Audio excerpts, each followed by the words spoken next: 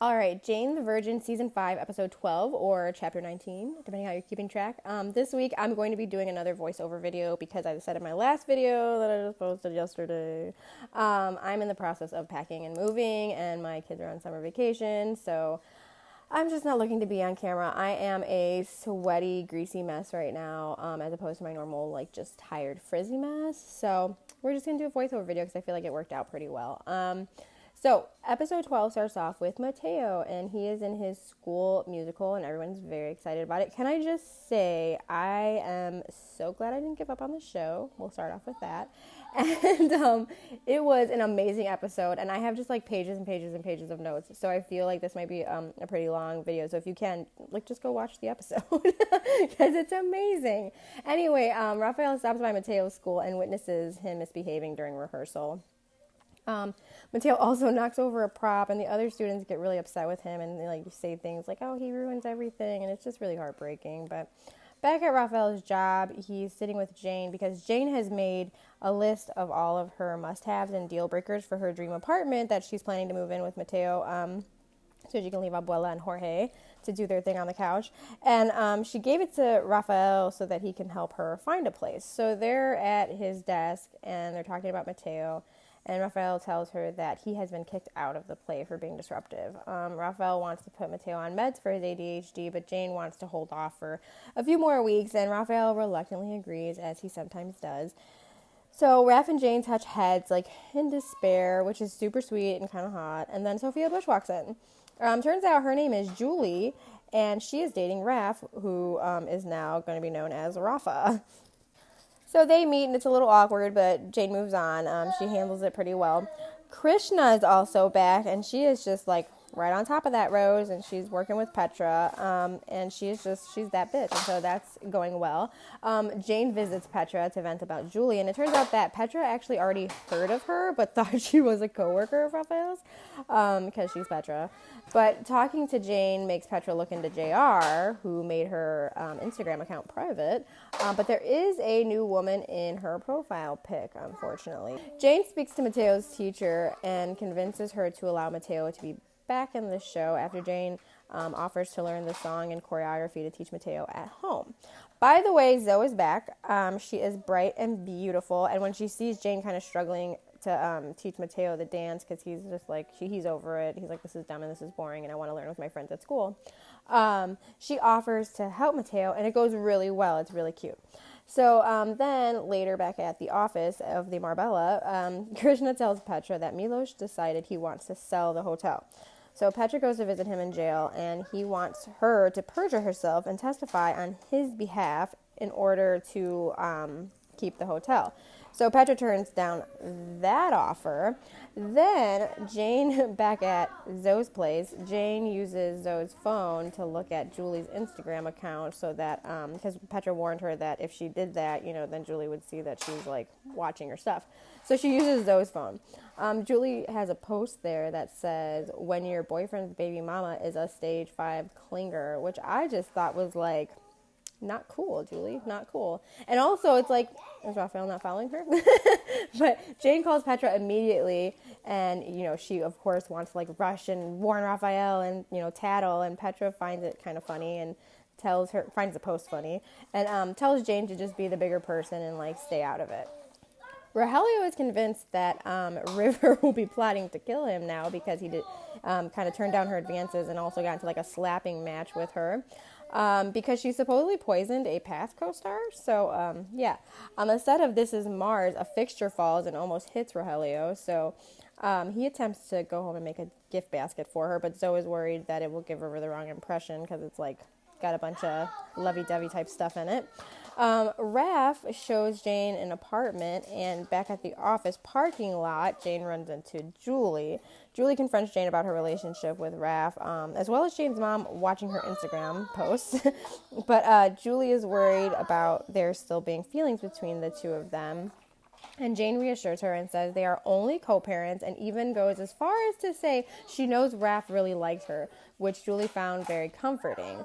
Raph asked Jane later at another apartment if she talked to Julie, and he seems kind of upset that she got in the middle of it, and he's like, what did you say to her? because it turns out that Raphael is not into Julie, and he was waiting for things to like just naturally fizzle out, and he was trying to like let her go.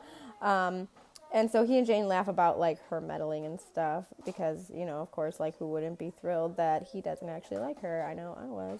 So it was a cute twist that I wasn't actually expecting, especially so soon because I thought that they would drag this crap out so much longer. So these little investors show up at the Marbella to look around on behalf of Milos, who is now selling the hotel. And Petra's lawyers can't stop him from selling it. Petra admits that JR made her an honest person, so she isn't really sure she can figure her way out of this one, as Jane tells her she can, because, you know, we all know that Petra's been in some messes before. Later on, Raph shows Jane an apartment. What day are we on? First of all, like, I cannot even think of what day it would be because I feel like these people, like, first of all, does anyone but Raph work? Well, I guess Petra is, right? But it just feels like Jane is bouncing around from place to place, house to house. Like, girl, where are you? What are you doing? We didn't see her writing, I guess, because that's what she wanted to take time to work on. But I haven't seen her working at the Marbella. She's just, like, at Raph's, at Petra's, at Zoe's. Like, she's just hanging out with everybody, you know? And I'm like, what day is it? And it's always just so bright and beautiful outside, no matter what. Like, what's going on, girl? I would like a little caption that lets me know the date and time or something.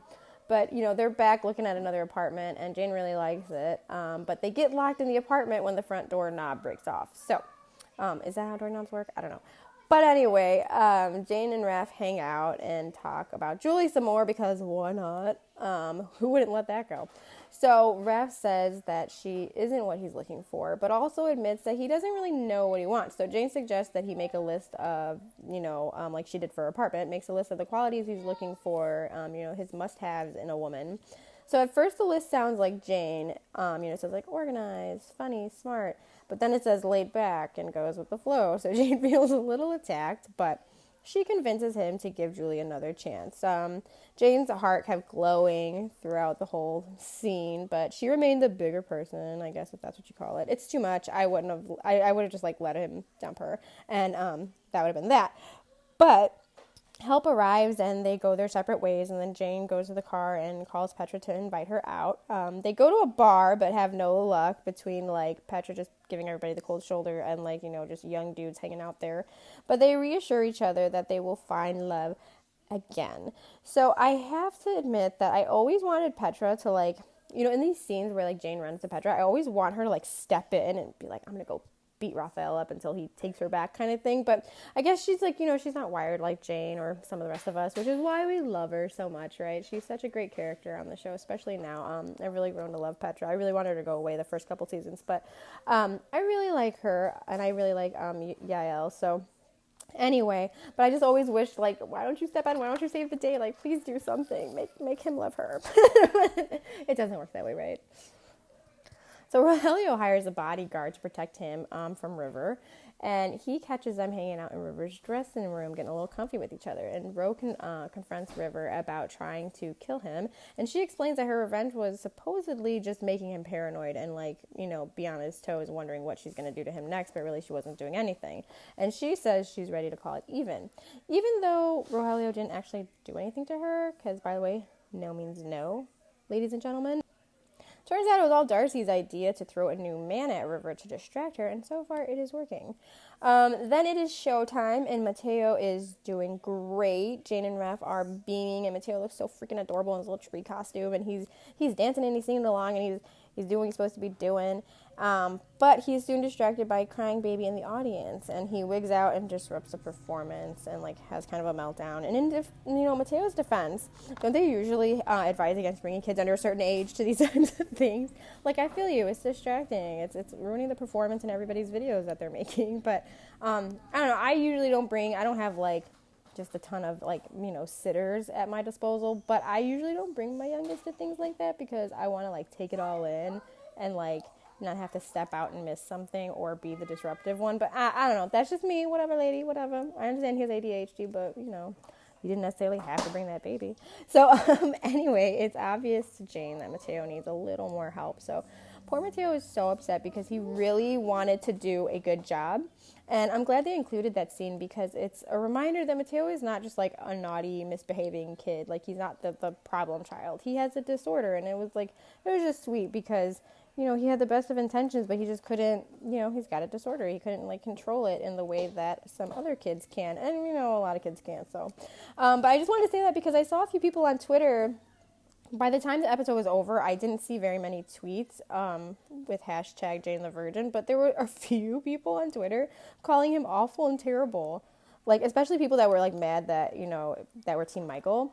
More on that later, but especially people that were Team Michael that are like, oh my god, now Jane has this awful kid, and now what? And it's like, oh my god, get your life.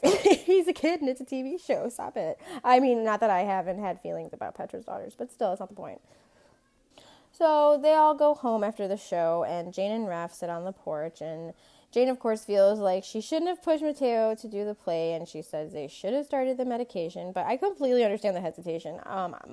I do not have a child with ADHD, but I feel like from what I have gone through with other things with my children, I just feel like some parents worry that their child won't be their child anymore if they have to go on medication or something like that. And I also, again, as a parent, for me, I always worry about people labeling or condemning my kids like, oh, you're the bad kid, you're the hyper kid, you're the loud kid, you're the kid that doesn't share, like and it's like, I just hate that. I just hate that. So, but that's decided, and they will try meds. So I'm excited to see what Mateo's storyline looks like after this week.